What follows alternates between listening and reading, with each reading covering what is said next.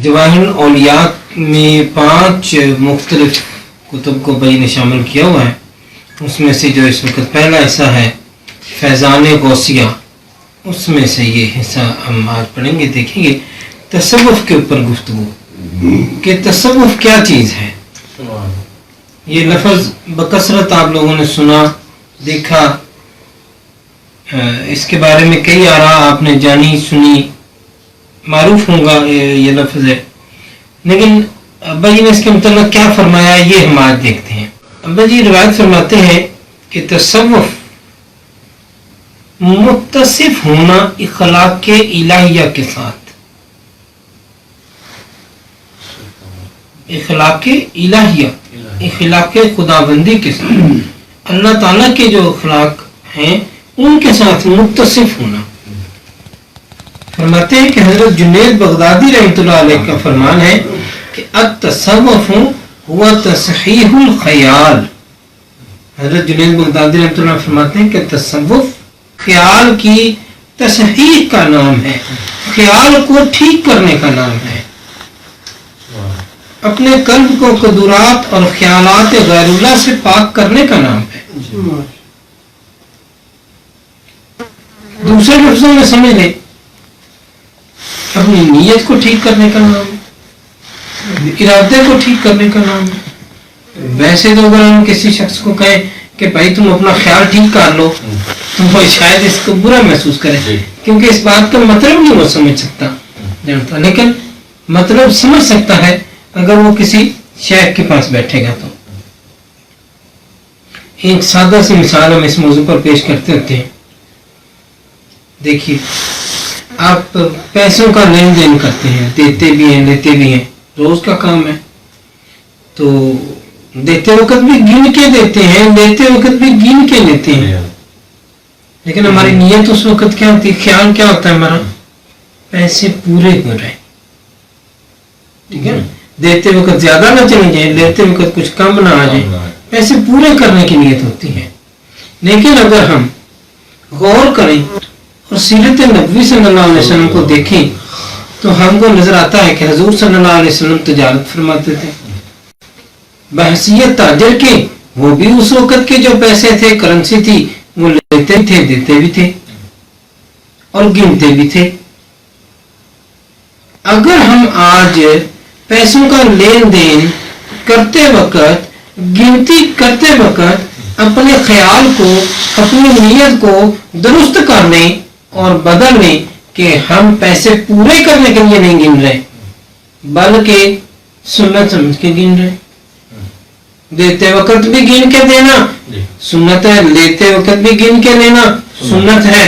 तो अगर हम सुन्नत समझ के ये लेन देन करेंगे, सुन्नत समझ के ये गिनती करेंगे, तो हमारा वो तमाम वक्त जो हमने पैसे गिनती करने पर खर्च किया, जो कि पहले एक आम सी चीज थी, एक आम सी बात थी, अब वो सारा वक्त हमारा सुन्नत में तब्दील हो गया, नेकी में तब्दील हो गया, सवाब में बदल गया।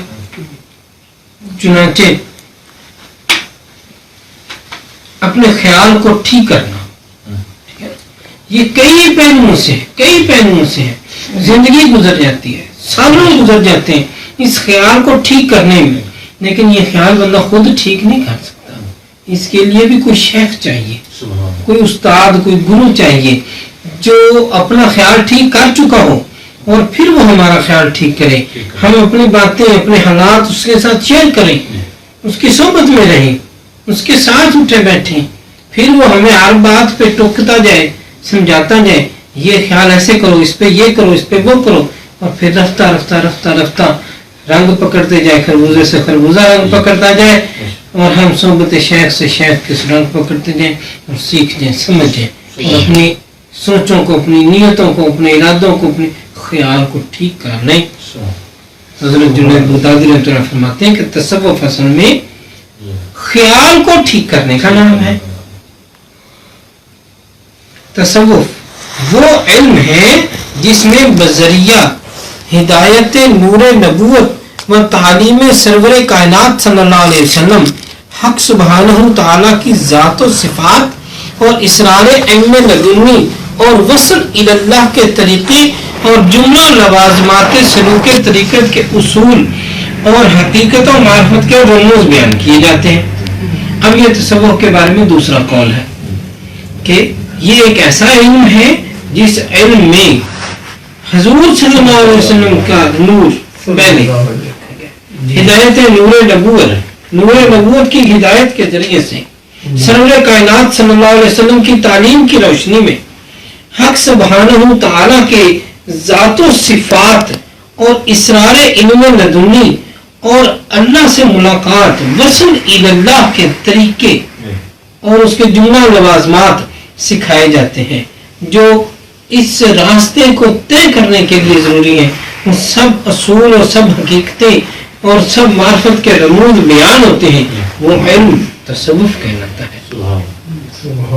غرض و غایت اس علم کی انسان کامل بننا ہے اور اخلاق اللہ سے متخلق ہونا ہے اور اوصاف اللہ سے متصف ہونا ہے. اللہ تعالیٰ کے جو اوصاف ہیں وہ اپنے اوپر طاری کرنے ہیں. وہ کریم ہے، وہ رحیم ہے، وہ حلیم ہے، وہ علیم ہے. اس کے جیسا وہ اخلاق، جیسا اللہ تعالیٰ نے دین میں اسلام میں جو اخلاق اور طریقے ہم کو بتائے گئے ہیں ان سے خود کو متصف کرنا ہے. واضح رہے کہ قرآن پاک، حدیث شریف، صحابہ کرام، تابعین اور تبع تابعین کے کلام میں واضح طور پر بھی اور اشارتاً بھی اس حقیقی علم یعنی تصوف کے اصول اور رموز بکثرت موجود ہیں. اور خیر القرون میں اس کی تعلیم اور تلقین بہت کثرت سے تھی، مگر اس وقت تک تصوف اور صوفی جیسے لفظ استعمال نہیں ہوتے تھے، مشہور نہیں تھے. بلکہ یہ تینوں قرون میں صحابی، تابعین اور تبع تابعین سے بہتر کوئی خطاب نہیں تھا. یہ سب سے بہتر خطاب تھے. اب لفظ صوفی کی طرف بڑھتے ہیں. اس کے متعلق ایک قول ہے کہ صوفی صوف سے ماخوذ ہے. زمانہ سابق میں اہل باطن یعنی اولیاء اللہ انکساری کے لیے، انکساری کی حد کے لیے غایت سے صوف کا لباس پہنتے تھے. اور لفظ صوف کے معنی ہے، لغت میں لکھے ہیں، بھیڑ کی اون، یعنی بھیڑ کی اون کا لباس بنا کے وہ پہنتے تھے. اور تصوف اسی سے ماخوذ ہے. اور مجازن صوفیاء کرام کے اعمال، افعال اور معارف کو بھی تصوف کہتے ہیں. وہ علم جو ان لوگوں کے پاس ہے وہ تصوف کہلاتا ہے اور یہ لوگ صوفی کہلاتے ہیں. اور صوفی اس وجہ سے بھی کہتے تھے کہ یہ لوگ صوف کا لباس پہنتے تھے. صوفی کیوں کہتے تھے؟ ایک اور روایت بھی ہے کہ یہ تصوف یعنی لفظ صوف سے ماخوذ ہے. وہ ہے صوف، یہ ہے صوف، تھوڑا عرب کا فرق ہے. یعنی صوف یعنی بامانی ہے یکسو ہونا، روح گردانی کرنا. پس جبکہ ما سوی اللہ سے یکسوئی و روح گردانی اختیار کرتے ہیں، یعنی اللہ کے سوا ہر چیز سے روح گردانی کر لی اور اللہ تعالیٰ کی طرف یکسو ہو گئے، لہذا ان کے افعال، اعمال اور معارف کو تصوف کہتے ہیں اور ان وہ شخصیات صوفی کہلاتی ہیں. صوفی لغت میں مخلص کے معنی میں بھی آیا ہے، یعنی وہ سب کے سب لوگ مخلص ہوتے ہیں اور خالص ہوتے ہیں. کس سے؟ اللہ تعالیٰ سے. اللہ تعالیٰ سے. اور غیر اللہ سے، ما سوی اللہ سے بالکل پاک اور بے باک ہوتے ہیں. بعض لوگ کہتے ہیں کہ صوفی صوفہ سے منسوب ہے. صوفہ، صوفہ نہیں، سواد واو فی اور ہے مدنی، صوفہ سے منسوب ہے. یہ ایک قوم تھی جو اہل تجرد اور بنی نظر سے تھی. ایام جہالت میں یعنی حضور صلی اللہ علیہ وسلم کے ظہور پذیر ہونے سے پہلے خانہ کعبہ اور اللہ تعالیٰ کی مخلوق کی خدمت اللہ واسطے کیا کرتے تھے، محض اللہ واسطے. کوئی اس کا مطلب ہدیہ نہیں دیتے تھے. خانہ کعبہ کی بھی خدمت کرتے تھے، مخلوق کے خدا کی بھی خدمت کرتے تھے. تو چنانچہ ان کی چونکہ زندگی ہی ساری اللہ کے راستے میں گزر جاتی تھی، اور وہ قوم صوفہ کہلاتی تھی. ٹھیک ہے. تو موجودہ صوفی جو ہے یعنی قرون ثلاثہ کے بعد جو لوگ اس راستے پر چلنے والے آئے کہ بھی بالکل اپنی زندگی کو اللہ کے لیے ہی مختص کرنا، تو وہ اس نسبت سے بھی صوفی کہلاتے تھے. بعض لوگوں کا قول ہے کہ صوفی جو ہے وہ صفہ سے منسوب ہے. اس میں صوفہ اور صفہ میں واو کا فرق ہے. سواد سے صفہ، یہ مسجد نبی میں ایک چبوترا ہے. اور اصحاب صفہ ان فقراء اور مہاجرین کو کہتے ہیں جو رسول اللہ صلی اللہ علیہ وسلم کے دور میں ہجرت کر کے مدینہ طیبہ آ گئے تھے، اور صفہ ان کی رہائش کے لیے مختص تھا. اس وجہ سے وہ اصحاب صفہ کہلاتے تھے، کیونکہ مدینہ منورہ میں ان کی رہائش کے لیے اور جگہ مقرر نہ تھی. غریب اور مفلوق الحال بھی تھے. پلس مزید یہ کہ وہ حضور صلی اللہ علیہ وسلم کی صحبت کے بھی ہر درجہ شائق تھے. چنانچہ مسجد کے صفہ میں دن رات بسر کرتے تھے، اور رسول اللہ صلی اللہ علیہ وسلم کے جمال سے استفادہ حاصل کرنا ان کا مدعائے دینی تھا. وہ حضور صلی اللہ علیہ وسلم کی صورت دیکھ کر جیتے تھے. ان میں سے جو لوگ باہوش تھے وہ جنگل سے لکڑیاں لاتے اور بیچ کر کھجوریں وغیرہ خریدتے اور بقدر غذائے ضروری سب کو تقسیم کر دیتے تھے. اصحاب صفہ حضور اکرم صلی اللہ علیہ وسلم سے انواع و اقسام کے علوم حاصل کرتے تھے. حضرت ابو ہریرہ رضی اللہ تعالیٰ عنہ فرماتے ہیں کہ میں نے 70 اصحاب صفہ کو دیکھا کہ وہ ایک چادر سے نماز پڑھتے تھے.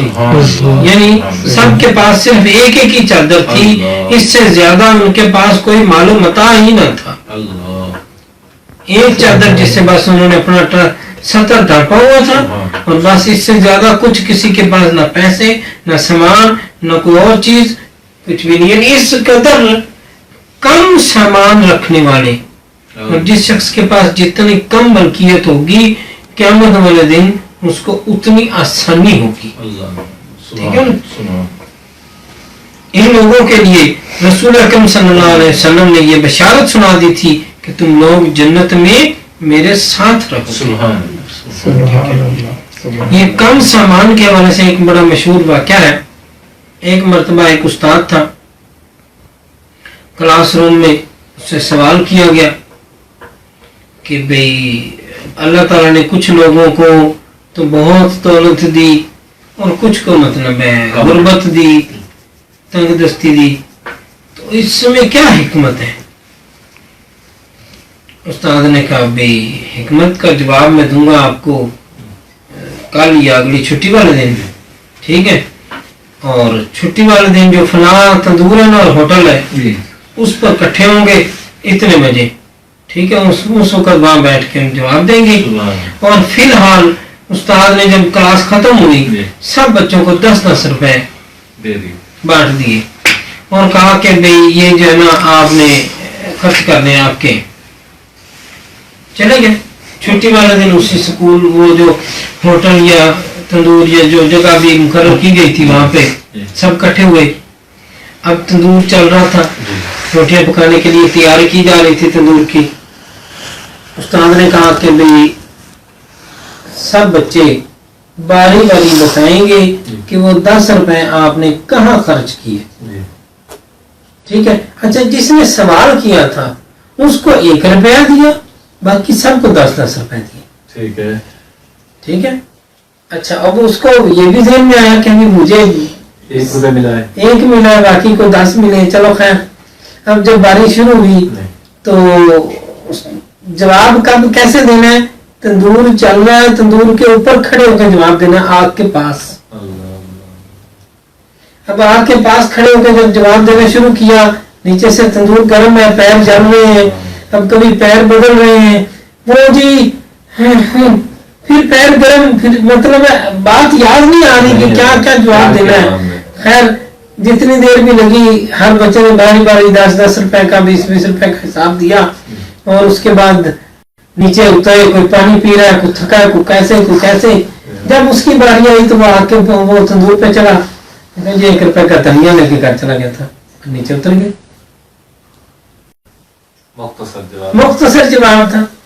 انہوں نے کہا بس یہی جواب ہے. ایک مرتبہ ایک بزرگ تھے, انہوں نے خواب میں اپنے علاقے کے 2 فقیروں کو دیکھا.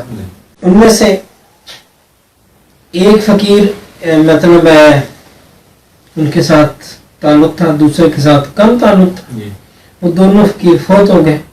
مرنے والوں کے مرنے کے بعد بزرگ نے ان کو خواب میں دیکھا اور دیکھا کہ دونوں جنت میں ہیں. تو جس سے زیادہ تعلق تھا اس سے پوچھا کہ جی آپ ماشاءاللہ دونوں پہنچ گئے ہیں, تو کیا بیتی آپ کے ساتھ؟ انہوں نے کہا جی کہ میں جو دوسرا والا نا وہ فقیر مجھ سے 10 منٹ پہلے جنت میں پہنچا اور میں اس کے بعد پہنچا. کہا جی اس کی کیا وجہ؟ اس نے کہا اس کے پاس 1 قمیض تھی اور میرے پاس 2 قمیضیں تھیں. ایک قمیض تھی, اس کا حساب تھوڑا تھا اور جلدی جان چھوٹی, جلدی چلا گیا. میرے پاس 2 قمیضیں تھیں, مجھے 2 قمیضوں کا حساب دیتے دیتے 10 منٹ لیٹ ہو گیا, میں اس سے لیٹ پہنچا. اندازہ کرے. چنانچہ یہ 70 شخصیات ایسی تھیں, 70 صحابہ کرام اہل صفہ میں ایسے تھے جو کہ زندگی اس وقت تک ایک ہی چادر پہ گزارا کر رہے تھے, اتفاق کرتے تھے. اور روایات معتبر سے ثابت ہے کہ جس وقت حضرت موسیٰ علیہ السلام کوہ طور پر حق تعالیٰ سے ہم کلام ہوئے, اس وقت آپ علیہ السلام نے بھی صوف کا جبہ پہنا ہوا تھا اور صوف کی کمڑی آپ کے اوپر تھی. سبحان اللہ. ٹھیک ہے. بعض لوگ کہتے ہیں کہ صوفیہ اس پرانے خرقہ سے عبارت ہے جو بیکار ہو گیا ہو, یعنی صوفی اپنے نفس کی شکستگی کی وجہ سے ان کو جوڑ کر ستر پوشی کرتے تھے اور اسی پر قناعت کرتے تھے. صوف پوشی اختیار کرنے سے ان حضرت کے یہ معنی نہ تھے کہ کوئی خاص لباس قرار دیں تاکہ پہچانے جائیں, بلکہ ایسا لباس پہننے سے ان کی اصل غرض یہ تھی کہ نفس کشی اور دنیا کی زینت ترک ہو جائے, بلکہ صوف کے ساتھ ہی مقید نہ رہے, جو کچھ میسر ہو اسی سے ستر پوشی کر لے. ٹھیک ہے. اب جیسے کہ یہ بزرگوں کا صحابہ کرام کا واقعہ ہوا کہ بھی ایک ہی چادر سے انہوں نے وقت گزارا. ٹھیک ہے. ایسے ہی ایک چادر سے بنائی جاتی ہے جو مختلف رنگوں کے کپڑوں کو کاٹ کاٹ کے پھر ان کو جیسے شطرنج کے ڈبے بنے ہوتے ہیں ایسے ان کو سی سی کے تو بنائی جاتی ہے.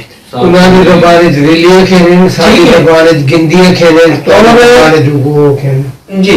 اور اس مطلب یہ جو چادر ہے یہ کہ مثال دے رہا ہوں, اور یہ کرام بزرگان دین پرانے زمانے میں بھی اور اب بھی کچھ لوگ ہیں ایسے جو اس کو پہنتے ہیں, لیکن اس کے پہننے کا اصول یہ ہے کہ وہ نئے کپڑے سے نہیں ہوگی, وہ پھٹے پرانے کپڑوں سے خود سینی ہے. جو کپڑے آپ کو گرے پڑے ملیں بالکل بیکار, جن کپڑوں کو وہ پھینک دیں, وہ کپڑے آپ نے اٹھا کے ان کو کاٹ واٹ کے سیدھا سیدھا بنا کے سارا لباس اسی ٹوٹے پھوٹے بیکار ضائع شدہ کپڑوں سے بنانا ہے. یعنی ایسی چیز جس کی بالکل ہی ویلیو ختم ہو گئی ہے وہ پہننی ہے. اب دیکھیں ہم آج کل تو ہم لوگ کپڑے پہننے کے اتنے شوقین ہیں, پینٹ شرٹ میں جائیں تو 50-50 ہزار روپے کا ایک سوٹ بنتا ہے. عام شلوار قمیض بھی لے لیں تو 500,000 کا سوٹ تو بن ہی جاتا ہے. 1000 روپے تو پکا ہی ہے. ٹھیک ہے نا. مقصد ان لوگوں کا یہ تھا کہ نفس کشی کی جائے اور دنیا کی زینت ترک ہو جائے. اہل حق کی اصطلاح میں صوفی وہ ہے جس نے من جملہ اور صاف باطنی کے اپنے خیال کو صحیح اور دل کو غیر حق سے صاف کر لیا, قلب کو خواہش نفسانی سے پاک کیا اور آیان ثابتہ یعنی مراتب ستہ کے حقائق کو جانا, اور تحصیل علوم کے بعد دین کی بجا آوری عوامر میں مصروف اور اجتناب نواہی میں مشغول رہا. جس نے اپنی باطنی اوصاف کو، اپنے خیال کو صحیح اور صاف کر لیا اور غیر حق سے پاک کر لیا اور اپنے دل کو، اپنے قلب کو نفسانی خواہشات سے پاک کر لیا. ٹھیک ہے. اور مراتب ستہ کے حقائق کو جانا، سمجھا، علم حاصل کیا اور پھر دین کے امر بالمعروف اور نہی عن المنکر پر لگے رہے. جو کام دین کے مطابق ٹھیک ہے ان لوگوں کو بتاتے رہے. جس کام کو اللہ رسول صلی اللہ علیہ وسلم نے منع کیا اس کام سے لوگوں کو منع کرتے رہے، بتاتے رہے کہ یہ کام اللہ اور رسول صلی اللہ علیہ وسلم نے منع فرمایا ہے. صوفی اس کو کہتے ہیں جس کا قلب مصفہ، زبان سچی، چشم پرنم، دل خدا کی محبت سے لبریز ہو، نبی اکرم صلی اللہ علیہ وسلم سے صحیح رابطہ ہو، وعدے کا سچا ہو، عفو خلائق شعار ہو، یعنی اخلاق اس کا اچھا ہو، معاف کرنے کے راستے پہ چلتا ہو، سب بندگان خدا سے محبت رکھتا ہو، کسی سے نفرت نہ ہو. فلانے میں یہ نقص ہے، فلانے سے نفرت کرو، یہ نفرت کرو. نفرت کا سبق نہیں، محبت کا سبق دینے والا شخص ہو.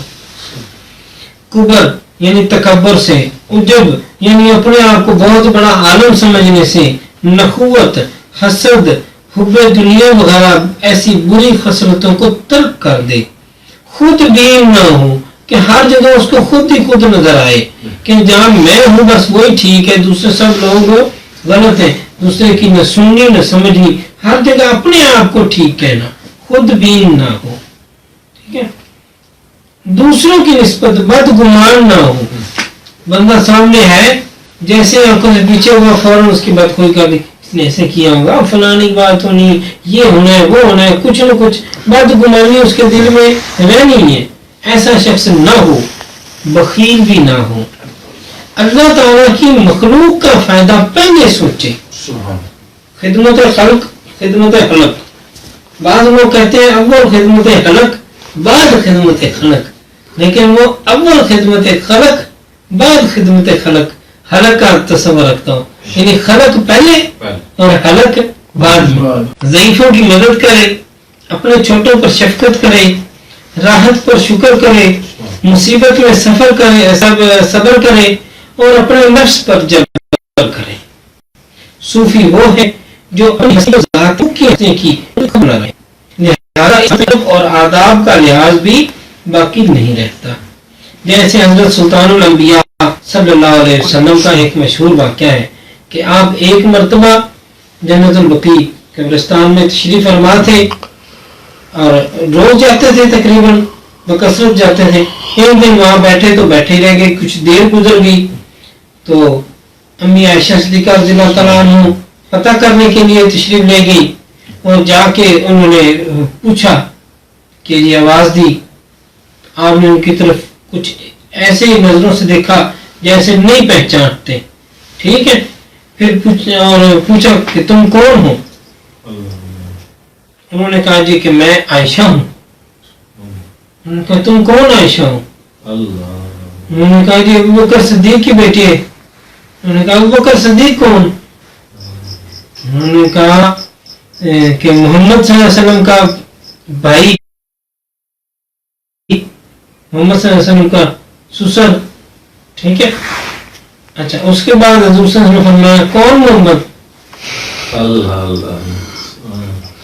تو امی عائشہ صدیقہ رضی اللہ تعالیٰ عنہ خیال فرماتی ہیں کہ حضور صلی اللہ علیہ وسلم اس عالم میں اس وقت نہیں ہے، بس آپ نے کچھ مزید نہیں سوال کیا اور خاموشی سے واپس آ گئیں. اور بعض علماء باطن اس حدیث پر، اس واقعے پر بیان کرتے ہیں کہ اگر وہ کچھ اور پوچھتی ہو سکتا ہے وہ اس پر بھی یہی فرماتے ہیں. جیسا کہ شاید اگر وہ کہتے کہ محمد رسول اللہ صلی اللہ علیہ وسلم تو آپ ہو سکتا ہے یہ پوچھ لیتے کہ کون ہمارا، یہ کچھ بھی اور پوچھا جا سکتا تھا، لیکن امی عائشہ صدیقہ رضی اللہ تعالیٰ نے اسی جملے پہ رہی اکتفا فرما کے خاموشی فرمائی اور واپس آ گئی. صحابہ و تابعین کے دور میں بھی یہ علم حقائق سے ثابت ہے. علوم طریقت اور رموز حقیقت صحابہ کرام کے زمانے میں محقق تھے، بڑی تحقیق کے ساتھ کیے جاتے تھے. اگرچہ اس دور میں کوئی شخص صوفی نہیں کہلاتا تھا، چنانچہ صحابہ کرام میں سے بعض نبی کریم صلی اللہ علیہ وسلم کے اس علم باطن کی ترویج میں لگے رہتے اور بعض شریعت کی خدمت ادا کرتے اور جہاد وغیرہ کی تیاریوں میں کوشاں رہتے۔ بعض سلطان انبیاء صلی اللہ علیہ وسلم کے باطنی علم کے مراتب جو انہوں نے سیکھے تھے لوگوں کو تعلیم دینے میں لگے رہتے۔ یہ خدمات تعلیم دینے والی خلفائے راشدین سے نے بکثرت ادا فرمائی، خصوصاً جناب مولا کائنات حضرت علی علیہ السلام اور حذیفہ بن الیمان، سلمان فارسی، عبداللہ بن مسعود، عبداللہ بن عباس، ابو ہریرہ، انس بن مالک رضوان اللہ علیہم اجمعین، اور لوگوں نے بکثرت یہ خدمات انجام دی۔ ان کے بعد دوسرے قرن یعنی تابعین کے زمانہ میں بھی علم باطن کی بہت کوشش کی گئی، اور وہ صوفیاء کرام جو اس وقت صوفیاء تھے لیکن لفظ صوفی کا استعمال نہیں ہوتا تھا، مثلا امام زین العابدین، امام باقر، محمد بن حنیفہ، کمیل بن زیاد اور حسن بصری رحمہم اللہ علیہم اجمعین جیسی شخصیات ہیں۔ اسی طرح قرن ثالث میں حامیان علم باطن میں سے امام جعفر صادق، امام موسیٰ کاظم، ائمہ اہل بیت، سفیان ثوری، مالک بن دینار، محمد بن سماک، حبیب عجمی، شیبان رائی اور داؤد طائی وغیرہ ہم رحمہم اللہ علیہم اجمعین گزرے ہیں۔ ان کے بعد علوم باطنی کی بایزید بستامی، ابو محمد سہیل تستری، حارث بن اسد مجاسی، بشر حافی، ابو حفظ حداد، سلیمان دارانی، سری سکتی، جنید بغدادی، شیخ شبلی اور سب سے بڑھ کر حضرت سید محی الدین شیخ عبد القادر جیلانی، قطب ربانی، محبوب سبحانی، غوث سمدانی رضی اللہ عنہم جیسی شخصیات نے خدمت انجام دی، جنہوں نے تعلیم باطن اور توحید میں بلیغ کوشش فرمائی۔ قرن اول حضرت صلی اللہ علیہ وسلم کی محبت کافی تھی۔ اس زمانہ میں صحابہ کے لقب سے کوئی اور لقب بہتر نہ تھا۔ اس کے بعد قرن ثانی میں تابعین یا تابعی سے بہتر کوئی لقب نہ تھا۔ قرن ثالث میں تابع تابعین یا تبع تابعی کے لقب سے بہتر کوئی لقب نہ تھا۔ اس کے بعد فرقہ مختلفہ ظہور پذیر ہوئے اور انواع و اقسام کی بدعتیں شروع ہو گئیں۔ ہر فریق نے زہد کی نئی صورتیں نکال لی۔ جہلا میں اکثر طالب جاہ دنیا پیدا ہوئے۔ اس وقت جو لوگ اہل سنت والجماعت کے خواص تھے وہ اپنے دلوں کو غفلت اور بدعت سے نگاہ رکھتے تھے، توجہ رکھتے تھے، اپنے دل کا حساب خود کرتے تھے، اپنے محتسب خود تھے اور حفظ الفاظ حق تعالی کے ساتھ رکھتے تھے، اپنی سانسوں کا تحفظ اللہ کی سمت میں رکھتے تھے، یعنی ان کا کوئی سانس خدا کی یاد سے خالی نہ ہوتا تھا۔ وہ لوگ صوفی، فقیر اور درویش کے نام سے مشہور ہوئے اور انہیں انہی اہل تصوف کے بارے میں رسالت بنا صلی اللہ علیہ وسلم نے فرمایا، من ارادہ ان یجلس مع اللہ فلیجلس مع اہل التصوف۔ ترجمہ، جو کوئی اللہ کے ساتھ مجلس کا ارادہ کرے اس کو چاہیے کہ اہل تصوف کے ساتھ بیٹھیں۔ ہر کے خواہد کر نشینت با خدا وہ نشینت در حضور اولیاء۔ یہ موضوع تھا تصوف کا، اور دوسرا موضوع جو ہم نے آج منتخب ایک واقعہ کیا ہے، اس واقعے کے حوالے سے اس واقعے کے اندر ایک بہت ہی اہم سبق موجود ہے، اور اس کے لیے جو حوالہ قبلہ مرشد کریم نے منتخب فرمایا وہ اس کا ہیڈنگ دی ہے علم کا خلاصہ۔ حضرت حاتم اسم رحمۃ اللہ علیہ حضرت خواجہ محمد شفیق بلخی رحمۃ اللہ علیہ کے شاگرد اور خلیفہ ہیں، اور انہوں نے آپ کی خدمت میں بہت عرصہ گزارا۔ ایک روز جناب خواجہ صاحب نے دریافت فرمایا، اے حاتم، کتنے عرصے سے تم میری محبت اور صحبت اور خدمت میں سرگرم ہو؟ اور مجھ سے تعلیم اور تلقین پا رہے ہو؟ عرض کیا حضور 30 سال سے۔ مرشد کریم نے استفسار فرمایا کہ پھر اس عرصہ میں کیا کچھ حاصل کیا اور کیا فائدہ اٹھایا تم نے؟ حاتم نے عرض کیا کہ حضور 8 فائدے حاصل کیے ہیں 30 سالوں میں 8 فائدے۔ خواجہ صاحب نے ارشاد فرمایا کہ اتنے عرصے میں صرف 8 فائدے؟ انا للہ و انا الیہ راجعون۔ معلوم ہوتا ہے کہ تمہاری عمر ضائع ہو گئی، رائے گاہ گئی۔ ہم تم یعنی دوسرے لفظوں میں یوں کہا کہ ہم شاید تم کو 30 سالوں میں کچھ سکھا ہی نہ سکے، صرف 8 ہی باتیں سکھا سکے۔ حضرت حاتم رحمۃ اللہ علیہ نے عرض کیا کہ یا شیخ میں جھوٹ بولنے سے طبعاً نفرت کرتا ہوں، فی الواقع میں صرف 8 مسائل ہی حاصل کر سکا۔ اس سے اب پہلے مرشد نے انکساری کے ساتھ بات کہی نا کہ مجھے بڑا خوش ہوا کہ 30 سالوں میں ہم تم کو صرف 8 سال ہی 8 چیزیں سکھا سکے، تمہاری عمر لگتا ہے ضائع ہو گئی۔ اور اب مرید جو ہے وہ انکساری کا اظہار کر رہا ہے کہ یا شیخ میں جھوٹ بولنے سے نفرت کرتا ہوں، طبعاً نفرت کرتا ہوں، باقی میں صرف 8 مسائل سیکھ سکا۔ وہ کہہ رہے تھے میں سکھا سکا، یہ کہہ رہے میں سیکھ سکا، یعنی دونوں انکساری کا اظہار کروا رہے ہیں۔ حضرت شفیق رحمۃ اللہ علیہ نے فرمایا اچھا بھلا وہ کون سی 8 مسائل ہیں؟ ذرا میں بھی تو سنوں، بیان کروں۔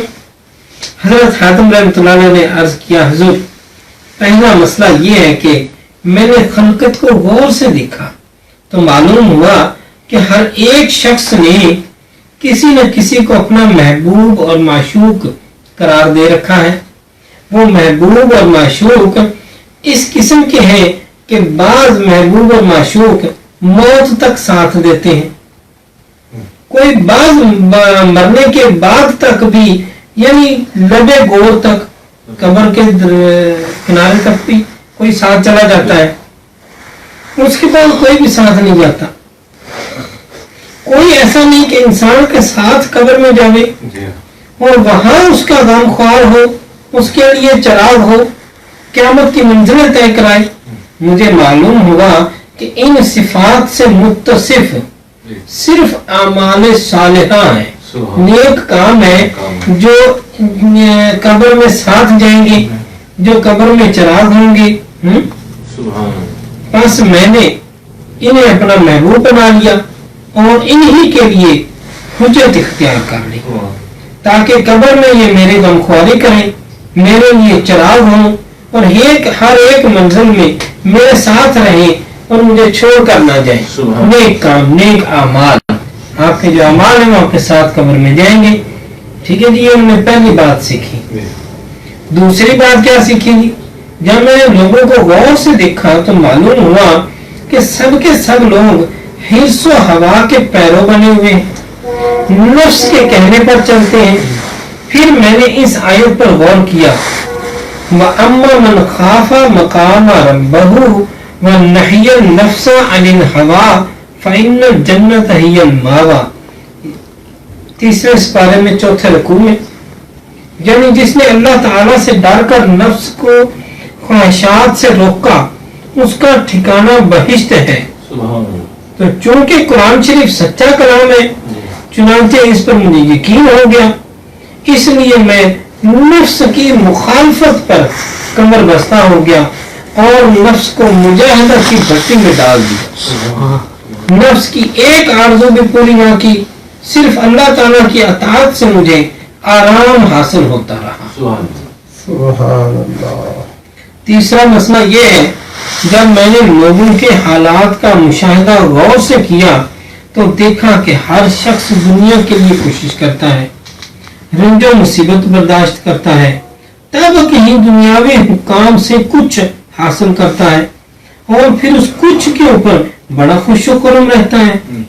بعد ازاں میں نے اس آیت پر غور کیا ما عندکم ینفذ ما عند اللہ باق، یعنی جو کچھ تمہارے پاس ہے وہ ختم ہو جانے والا ہے اور جو اللہ کے ہاں ہے وہی باقی رہنے والا ہے۔ تو جو کچھ میں نے جمع کیا تھا سب کچھ میں نے راہ خدا میں صرف کر دیا اور اپنے آپ کو اللہ تعالیٰ کے سپرد کر دیا تاکہ بارگاہ الہی میں باقی رہے اور آخرت میں میرا توشہ اور بدرکا رہے. جیسے ہم نے ابھی پیچھے صفیہ کی ایک صفت میں سے دیکھا کہ حضور صلی اللہ علیہ وسلم کے دنیاوی ظاہری دور میں اصحاب صفہ میں 70 صوفی ایسے تھے جو کہ ایک ہی چادر پر مطلب ہے گزارا کر رہے تھے. بالکل ان کے پاس اس سے زیادہ کوئی مال و متاع نہیں تھا اور وہ ایک چادر بھی مجبوری تھی کہ شریعت نے 70 ڈانپنے کا حکم لگا رکھا تھا. اور وہ مسجد نبوی صلی اللہ علیہ وسلم میں حضور صلی اللہ علیہ وسلم کے اقتدار میں نماز پڑھنے کے شائق تھے. تو نماز بھی اور 70 بھی یہ دونوں فرائض ہیں، چنانچہ ان کو ایک چادر کی مجبوری تھی. چوتھا مسئلہ یہ ہے، جب میں نے خلقت کے حالات کو غور سے دیکھا تو معلوم ہوا کہ بعض لوگوں نے آدمی کی عزت و شرف اور بزرگی کثرت اقوام کو سمجھ رکھا ہے کہ مال اولاد پر عزت کا انحصار ہے اور اس کو مایہ فخر خیال کرتے ہیں. بعد ازاں اس آیت کریمہ پر خیال کیا، ان اکرمکم عند اللہ اتقاکم، یعنی تم میں سے اللہ تعالیٰ کے نزدیک سب سے بڑھ کر وہی شخص معزز سمجھا جائے گا جو سب سے زیادہ متقی ہوگا. تو معلوم ہوا کہ بس یہی بات ٹھیک ہے اور حق ہے، اور جو کچھ لوگوں نے خیال کر رکھا ہے سراسر غلط ہے. سو میں نے تقوی اختیار کیا تاکہ میں بھی بارگاہ الہی کا مکرم بن جاؤں. پانچواں مسئلہ یہ ہے، میں نے جب لوگوں کے حالات کو غور سے دیکھا، معلوم ہوا کہ ایک دوسرے کو محض حسد کی وجہ سے برائی کے ساتھ یاد کرتے ہیں. لوگوں میں ایک دوسرے کے ساتھ حسد بہت زیادہ پایا جاتا ہے، اور حسد بھی کس چیز کا؟ مال کا، مرتبے کا، علم کا بھی، دولت کا بھی. پھر میں نے اس آیت پر غور کیا، قسمنا بینہم معیشتہم فی الحیات الدنیا، یعنی ہم نے ان میں دنیاوی زندگی کے لیے روزی وغیرہ تقسیم کی. بس یعنی یہ اللہ تعالیٰ نے فرمایا. اچھا پس جب ازل سے ان کے حصے میں یہ چیز آ چکی ہے اور کسی کے اختیار میں نہیں ہے تو پھر حسد بے فائدہ ہے، پھر کوئی مقصد نہیں ہے. تب میں نے حسد کرنا چھوڑ دیا اور ہر ایک سے صلح اختیار کیا. چھٹا مسئلہ یہ ہے، جب میں نے دنیا کو غور سے دیکھا تو معلوم ہوگا کہ آپس میں لوگ دشمنی رکھتے ہیں اور کسی خاص کام کے لیے ایک دوسرے سے لاگ بازی کرتے ہیں. پھر میں نے اس آیت کو غور سے دیکھا، ان الشیطان لکما عدو مبین، شیطان تمہارا کھلا دشمن ہے. تو مجھے معلوم ہو گیا، کیونکہ اللہ تعالیٰ کا کلام بالکل سچا ہے اور شیطان واقعی ہمارا دشمن ہے اور شیطان کی پیروی نہیں کرنی چاہیے. تب سے میں نے شیطان کو اپنا دشمن بنا لیا، شیطان کو اپنا دشمن جانتا ہوں، نہ شیطان کی پیروی کرتا ہوں، نہ فرما برداری کرتا ہوں شیطان کی، بلکہ اللہ تعالیٰ کے احکام بجا لاتا ہوں اور اللہ تعالیٰ کی بزرگی کرتا ہوں، اور ٹھیک بھی یہی ہے. چنانچہ خود اللہ تبارک تعالیٰ نے فرمایا، الم احد الیکم یا بنی آدم ان لا تعبدوا الشیطان انہ لکم عدو مبین. اے بنی آدم، کیا میں نے تم سے عہد نہیں لیا تھا کہ تم شیطان کی پیروی و پرستش نہ کرنا، کیونکہ وہ تمہارا کھلا دشمن ہے. اگر تم میری عبادت کرو تو یہ سیدھی راہ ہے. ساتواں مسئلہ یہ ہے کہ جب میں نے خلقت کو غور سے دیکھا تو معلوم ہوا کہ ہر شخص اپنی روزی و معاش کے لیے سرتوڑ کوشش کرتا ہے اور اسی وجہ سے حرام و شبہ میں پڑتا ہے اور اپنے آپ کو ذلیل کرتا ہے. پھر میں نے اس آیت کو غور سے دیکھا، وَمَا مِن دَابَّةٍ فِي الْأَرْضِ إِلَّا عَلَى اللَّهِ رِزْقُهَا، روئے زمین پر کوئی ایسا حیوان نہیں جس کا رزق اللہ تعالیٰ کے ذمہ نہ ہو. کوئی ایسا جاندار نہیں جس کا رزق اللہ تعالیٰ کے ذمہ میں ہو. تو میں سمجھ گیا کہ اللہ تعالیٰ کا فرمان حق ہے، میں بھی ایک حیوان ہوں. تب سے میں نے اللہ تعالیٰ کی خدمت میں کوشش شروع کی، تب سے میں اللہ تعالیٰ کی خدمت میں مشغول ہو گیا، اور مجھے یقین ہو گیا کہ میری روزی وہ دن ضرور پہنچائے گا، کیونکہ اس بات کا وہ خود ضامن ہے. 8واں مسئلہ یہ ہے، جب میں نے خلق خدا کو غور سے دیکھا تو معلوم ہوا کہ ہر شخص کو کسی نہ کسی چیز پر بھروسہ ہے، بعض کو سونے چاندی پر، بعض کو ملک و مال پر. پھر میں نے اس آیت کو غور سے دیکھا، من یتوکل علی اللہ فہو حسبہ، جو شخص اللہ تعالیٰ پر بھروسہ کرتا ہے تو اللہ تعالیٰ اس کے لیے کافی ہوتا ہے.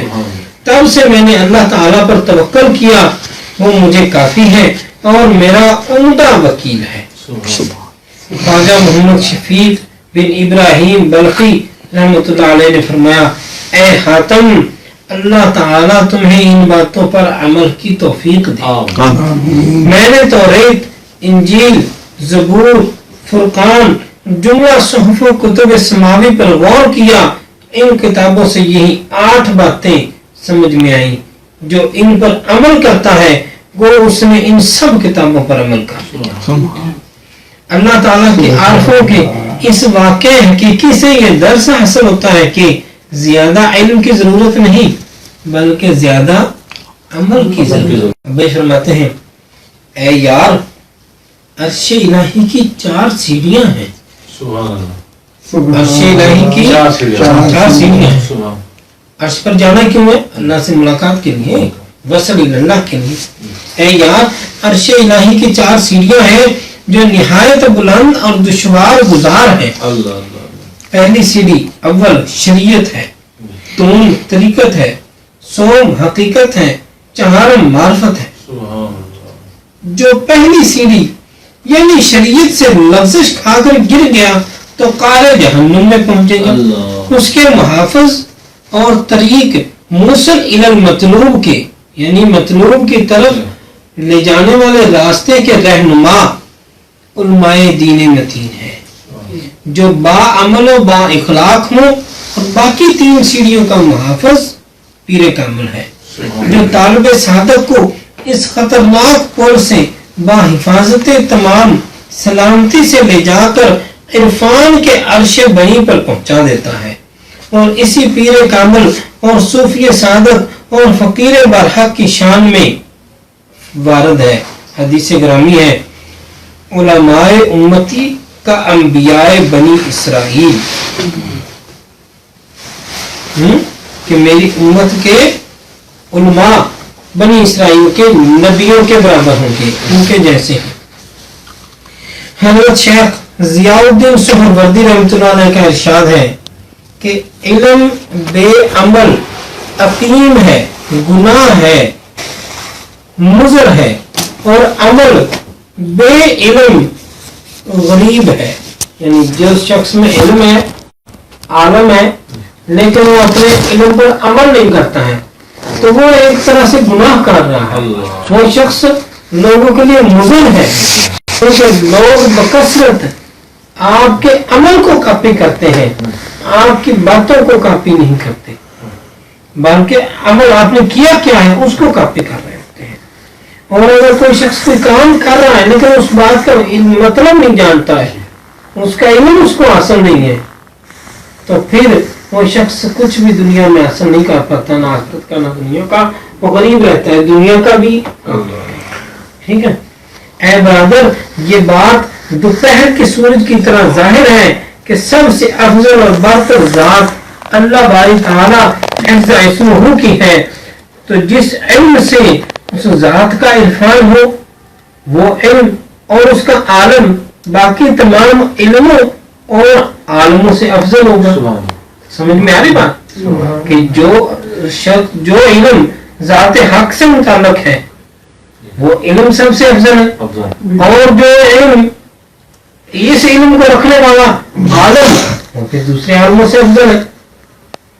اور یہ علم کون سا ہے؟ وہ علم معرفت ذات الہی ہے، اور اس علم کو تصوف اور فقر کہتے ہیں، اور اس کے عالم کو عارف اور فقیر کہتے ہیں۔ سبحان اللہ۔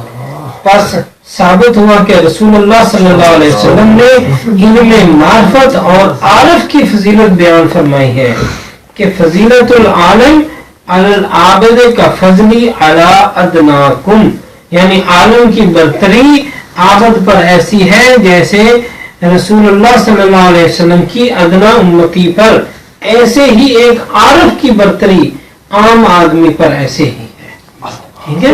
اور اسی بنا پر علماء امتی والی جو حدیث بیان کی گئی ہے، اس میں امتی سے مراد صوفیاء اور عارفین لیے جاتے ہیں، نیز علوم ظاہری میں جن میں علم دین بھی شامل ہے، اور صرف معرفت ہی علم باطن ہے، اور باطن کو ذات پر تقدم حاصل ہے، تقدم ذاتی ہے۔ باقی جتنے علم ہیں وہ سارے ظاہری علم ہے، اور علم معرفت باطنی علم ہے، اور باطن کو ظاہر پر تقدم ذاتی حاصل ہے۔ ذات الہی باطن سے ظاہر میں جلوہ گاہ ہوئی۔ اس سے معلوم ہوا کہ علم معرفت فضیلت میں سب علوم سے اول درجہ پر ہے، اور علم دین یعنی شریعت دوم درجہ پر، اور باقی علوم اور علماء کی فضیلت اسی میزان کے ذریعے درجہ بدرجہ معلوم ہو سکتی ہے، یعنی جو علم زیادہ قرب الہی پیدا کرتا ہے وہ اتنا ہی افضل ہے۔ ایک بزرگ کا قول ہے کہ اگر خدا اپنے دائیں ہاتھ میں علم اور بائیں ہاتھ میں تلاشی علم رکھ کر آزادی دے کہ دونوں میں سے کس کو پسند کروں، تو بلا جھجک فوراً تلاشی علم کو منتخب کروں گا، کیونکہ اللہ تعالیٰ نے خود حضور صلی اللہ علیہ وسلم کو علم کی زیادتی کی دعا کرنے کا حکم ارشاد فرمایا، وَقُلْ رَبِّ زِدْنِی عِلْمًا۔ اور یاد بات کہ آدمی اسی وقت تک عالم ہے، آدمی اسی وقت تک عالم ہے جب تک کہ وہ طالب علم ہے، اور جب وہ خود کو طالب علم کی بجائے عالم سمجھنے لگ جاتا ہے، حقیقت میں وہ جاہل ہو جاتا ہے، کیونکہ فوق کل ذی علم علیم وارد ہوا ہے کہ ہر عالم سے بھی اوپر ایک اور زیادہ علم رکھنے والا شخص موجود ہوا۔ وما علینا الا البلاغ، اس کتاب کے حوالے سے کہ اس کتاب کا جو ہم چاہ رہے تھے حساب پڑھنے کے لیے، تو وہ آج کا سبق پورا ہوا۔ ایک سوال جو کھڑا ہوا وہ ارشاد فرمایا، اس پر گفتگو کر کے پھر مجلس کو مختصر کرتے ہیں۔ سیدھا اللہ پاک کو جائز ہے، ٹھیک ہے، لیکن اللہ پاک نے فرشتوں کے ذریعے انسان کو سیدھا کیوں کروایا؟ کیوں کریں؟ سوال یہ ہے کہ سجدہ تو صرف اللہ تعالیٰ کو جائز ہے، جی اللہ کی ذات، ٹھیک ہے، اور اللہ تعالیٰ نے فرشتوں کو سے آدم علیہ السلام کو، انسان کو سجدہ کروایا، کیوں کروایا؟ اس کے دو تین جواب پیش ہیں۔ جی ویسے تو سب سے پہلا جواب جو خاکسار کے خیال کے مطابق سب سے موزوں جواب ہے وہ یہ ہے کہ رب دیا رب جانے، اللہ نے سجدہ کروایا، اللہ بہتر جانتا ہے، ٹھیک ہے نا۔ اب اللہ کے کام کے اوپر کون انگلی اٹھا سکتا ہے، کیوں، ٹھیک ہے نا۔ لیکن دوسرا اس کا پہلو یہ ہے کہ انگلی اٹھانے کی بجائے تحصیل علم کے لیے بات کر رہے ہیں کہ آخر اس کی کوئی وجہ ہوگی، ٹھیک ہے۔ تو اس کی وجہ جو بیان کی جاتی ہے، کئی وجوہات بیان کی جاتی ہیں، کچھ پیش کرتے ہیں۔ ایک تو یہ کہ فرشتوں کو یہ سمجھانا، کیا قرآن پاک میں ایک جگہ اللہ تعالیٰ ارشاد فرماتا ہے کہ میں زمین میں اپنا خلیفہ لانے والا ہوں، ٹھیک ہے۔ تو فرشتے کہتے ہیں باری تعالیٰ یہ دنیا میں جب جائے گا نا، یہ خون بہائے گا، یہ فساد پھیلائے گا، یہ ایسا کرے گا، یہ ویسا کرے گا۔ تو یہ ایک مکالمہ اللہ تعالیٰ نے روایت فرمایا ہے، قرآن پاک میں بیان فرمایا کہ یہ مکالمہ آدم علیہ السلام کی پیدائش سے پہلے हो चुका था। ठीक है, अब यहाँ फरिश्ते भी इतना इल्म गैब जानते हैं कि भाई दुनिया में इंसान आएगा और फसाद भी फैलाएगा। ठीक है, ये इतना जो मतलब फरिश्ते बता रहे हैं। ठीक है, अब अल्लाह ताला आदम अलैहिस्सलाम को बनाता है, पैदा फरमाता है, इसी मुकाबले के मौके पे जो जवाब अल्लाह ताला फरमाता है फरिश्तों के इस जवाब के बदले में कि जो कुछ मैं जानता हूँ तुम नहीं जानते। ठीक है, फरिश्ते चुप कर जाते हैं। आदम अलैहिस्सलाम का बुत बनाया जाता है, उसमें अल्लाह ताला रूह फूंकता है, फिर अल्लामा आदम अस्मा कुल्लहा, अल्लाह ताला फरमाता है हमने आदम अलैहिस्सलाम को सारे अस्मा सिखा दिए, सारे अस्मा सिखा दिए। ये जो एक जुमला है सारे अस्मा कुल्लहा, बड़ा अजीब व गरीब जुमला है। अब अगर हम अरबी जुबान में आते हैं तो हर चीज का कोई नाम है, फेल भी नाम है, सिफ्त भी एक नाम है, फेल भी एक नाम ही है, सिफ्त भी एक नाम है, शख्स भी एक नाम है, वजूद का भी कुछ नाम है, अमल का भी कुछ नाम है, माजी का भी कुछ नाम है, मुस्तकबिल का भी कुछ नाम है, कुल्लाहा क़यामत तक क्या कुछ आने वाला है, सारा कुछ एक नाम ही है। अगर आज आपके पास हवाई जहाज है तो हवाई जहाज भी कोई नाम है, कोई चीज है, इसका भी आदम अलैहिस्सलाम को बता दिया, कुल्लाहा जो फरमा दिया। यानी गोया सारे का सारा इल्म, सारे की सारी लोहे महफूज जो है वो पढ़ा दी, याद करवा दी। ठीक है, उसके बाद फिर अल्लाह ताला फरमाता है हमने फरिश्तों से पूछा बताओ ये क्या है, बताओ ये क्या है, फरिश्ते नहीं बता सके। फिर हमने आदम अलैहिस्सलाम से पूछा ये क्या है, आदम अलैहिस्सलाम ने फट बता दिया ये है। दूसरी चीज पूछी, तीसरी, यानी जो जो सवालात हुए पूछे गए आपने बता दिया, आदम अलैहिस्सलाम ने बता दिया, क्योंकि अल्लाह ताला ने सारे अस्मा सब कुछ तो आदम अलैहिस्सलाम को सिखा दिया था। अब क्या होता है, क्या अल्लाह ताला फिर फरिश्तों से कहता है हम पता लग गया ना जी, यानी अब ये एक तरह से जतलाने का अंदाज है कि जो पहले वाला मुकालमा हुआ था, फरिश्तों ने कहा कि ये फसाद बनाएगा, अल्लाह ताला ने कहा कि भी जो मैं जानता हूँ तुम नहीं जानते। ठीक है, और फिर अब ऐसा एक मौका बनाया और उस मौके पे हम सबको इकट्ठा करके बताया कि भी तुमसे ये फजीलत रखता है। सुभान अल्लाह। फरिश्ते हवा में उड़ सकते हैं, पा रहे हैं, फरिश्तों में बड़ी स्पीड है, सातों आसमान एक सेकंड में गुजार लेते हैं। फरिश्ते कुछ खाते पीते नहीं, फरिश्ते नमाज पढ़ते हैं, इबादत करते हैं, हर वक्त नेकी के काम में, कोई बुराई नहीं है उनमें।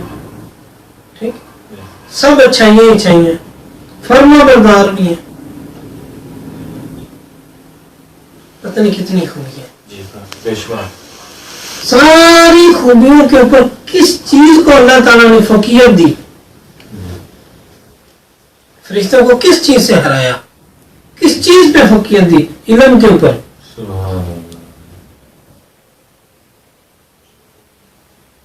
फरिश्तों में हर चीज आई, आदम अलैहिस्सलाम में वो सारी खूबियां नहीं है, आदम नहीं उड़ सकता, आदम की कोई स्पीड नहीं है, आदम गैब नहीं जानता, आदम लोग महफूज आदम कदम नहीं देख रहा, हर आदम जो नेक पहुंच गए सो पहुंच गए, हर एक की बात हो रही है। ठीक है, फिर आदम हर वक्त जन्नत में आने जाने का माहौल नहीं है, दुनिया में आ गया तो आ गया, जन्नत में था तो जन्नत में था, दोजख में जाएगा तो दोजख में है, जिधर है सो उधर है। फरिश्ते सब जगह फिर रहे, आदम को गर्मी सर्दी भूख प्यास सब कुछ है, फरिश्तों को कुछ नहीं है। आदम को खाना पीना मेहनत मजदूरी सब कुछ है, फरिश्तों की जान छुट्टी हुई है। तो आदम को ख्वाहिशात है, मसाइल है, झगड़े हैं, फसाद है, फरिश्ते बस इबादत में मसरूफ हैं, जो ऑर्डर दे दिया सो दे दिया, मुकाबला फिर जिस बात पे हुआ तो इल्म पर हुआ। आदम जब जीता तो इल्म पर जीता, जब आदम अलैहिस्सलाम इल्म पर जीत गए फिर फरमाया जी, फिर हमने फरिश्तों से कहा आदम को सजदा करो, अल्लाह अल्लाह अल्लाह तो फिर फसजदू इल्ला इब्लीस। इब्लीस अबा वस्तकबर। वैसे कुलना लिल मलाइका थे, जब हमने तमाम फरिश्तों को कहा सजदे का, फसजदू इल्ला इब्लीस, तो इब्लीस के अलावा सब ने सजदा कर दिया। सुभान ठीक है, तो चुनांचे इसका एक पहलू ये हुआ कि ये साबित किया, जी वो पिछला मुकालमा जी। उसका जवाब दिया फरिश्तों को। जी एक ये बात वाज़ेह की कि अगर कोई चीज वैल्यू रखती है जी, तो वो इल्म है। वो सिर्फ इल्म है। सारी ताकतें अपनी जगह, जी लेकिन इल्म है, इल्म सबसे फजीलत रखता है। सुभान और इल्म वो कारआमद है जो इल्म बा अमल हो। जी जैसे अभी हमने पढ़ा, अगर इल्म अकेला है अमल नहीं है तो वो एक तरह से गुनाह है, वो एक तरह से मुज़िल है। ठीक है, चुनांचे इल्म बा अमल होना चाहिए। यहीं पे एक छोटी सी बात और आगे बढ़ते जाते हैं। जी इब्लीस, इब्लीस एक जिन है, जी उसका पुराना नाम अज़दाज़ाइल है। अल्लाह उसने इस कुर्रे अर्ज पर कोई चप्पा ऐसा नहीं, आप जहाँ बैठे ये जगह भी जहाँ उसने सजदा नहीं किया। और इतना इबादत गुजार, इतनी इबादत करने के बाद अल्लाह ताला ने उसको अपना कुर्ब अता फरमाया, सुभान उसको आसमानों पे जगह अता फरमाया, अल्लाह फरिश्तों का उस्ताद हो गया, फरिश्तों को इबादत सिखाने लग गया। जब ये मौका आया, इस मौके के ऊपर जब ये मौका आया, इस मौके के ऊपर उसने सजदा नहीं किया। फरिश्ता तो जिन था, इब्लीस तो जिन था।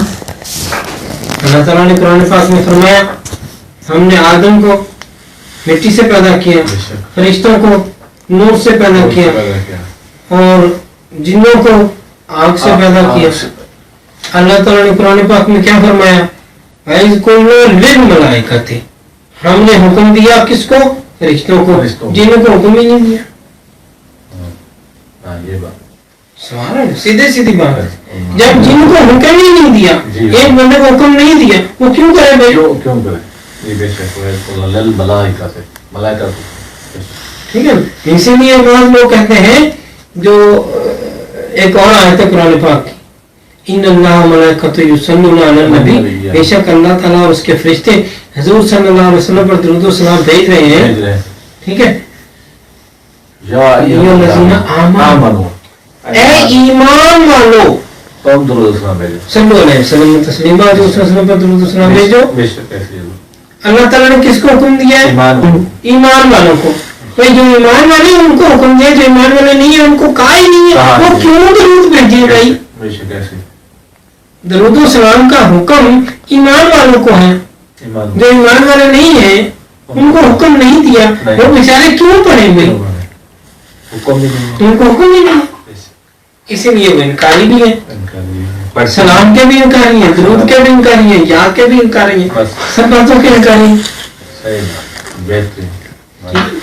तो जिसको कुछ काम कहा नहीं वो क्यों करे? क्यों कर? अच्छा, इस मौके पर अल्लाह ताला ने फरिश्तों से कहा, जी उन्होंने सीधा कर लिया, जी जिन्हों को नहीं कहा उसने नहीं किया। उसके बाद अल्लाह ताला ने उससे पूछा, तुमको किस चीज ने मना किया सजदा करने से? कह सकता था कि अल्लाह ताला आपने फरिश्तों को कहा, मुझे कहा नहीं, मुझे कहा नहीं, या कुछ भी और जवाब भी दे सकता था। लेकिन जो जवाब अल्लाह ताला ने कोट फरमाया, जो जवाब अल्लाह ताला ने कुरान पाक में रिवायत फरमाया कि उस वक्त उस जिन ने क्या जवाब दिया? उसने कहा, अना खैर मिन्हु, मैं इससे अफजल हूँ, अल्लाह मैं इसको सजदा करूं? मैं इसको- मैं आग से बनाया गया हूँ और मैं खनकती हुई मिट्टी से बनाया गया है, मैं इसको सजदा करूं? मैं अफजल हूं, मैं नहीं मैं इससे अफजल हूँ, तकब्बर किया। बेशक तो सुभान वाज़ेह रहे कि इब्लीस को सजदा न करने की सजा नहीं है, जी क्योंकि उसको कहा ही नहीं है। कहा नहीं, कहा होता तो वो कैसे इनकार करता? जी उसको कहा नहीं है, उसको सजा किस बात की है? तकब्बर की, तकब्बर की है, कि मैं इससे अफजल हूँ। अफसर हूँ, इस अफजल होने के जो तकब्बर है, कुबर है, अल्लाह। उजब है, नखुवत है, उससे उसकी सजा, शामिल है उसको।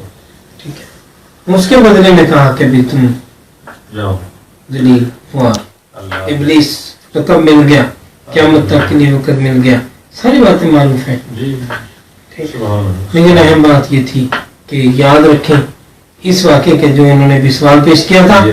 कि मेन बात थी इल्म की शान बयान करना, सुभान अल्लाह, बेशक और उसके बाद फिर जो हमने आगे उसकी थोड़ी मजीद वजाहत करते हुए में आए कि देखिए तकब्बर इस कदर अल्लाह ताला को नापसंद है मखलूक में, मखलूक जी खुद के लिए अल्लाह ताला का एक नाम मुतकब्बर भी है, जी मुतकब्बर बड़े ठीक है।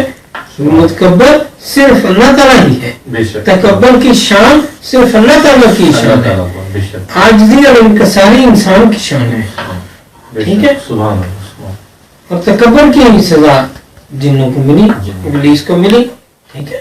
आजिज़ी जो है वो हजूर सल्लल्लाहु अलैहि वसल्लम ने इख्तियार फरमाई, जैसा कि रिवायत है कि हजूर सल्लल्लाहु अलैहि वसल्लम जब मिराज पर तशरीफ ले गए, जब अल्लाह ताला के साथ आमने सामने गुफ्तगू हो रही थी, तो अल्लाह ताला ने फरमाया महबूब सल्लल्लाहु अलैहि वसल्लम सल्लल्लाहु अलैहि वसल्लम तुम्हारी दुनिया का असूल है, कोई दोस्त दोस्त के पास आता है, कोई तोहफा लेकर आता है, क्या तोहफा लेकर आए हो? अल्लाह अल्लाह सुभान आपने इसके भाई ताला मैं ऐसा तोहफा लेके आया हूँ जो आपके खजाने में नहीं है। अल्लाह अल्लाह सुभान अल्लाह, सुभान अल्लाह। ये वाकया जो मैंने सुना बड़ी की जुबान से सुना है। जी मान लिए बारी ताला मैं आपके लिए ऐसा तोहफा लेकर आया हूँ जो आपके खजाने में नहीं है।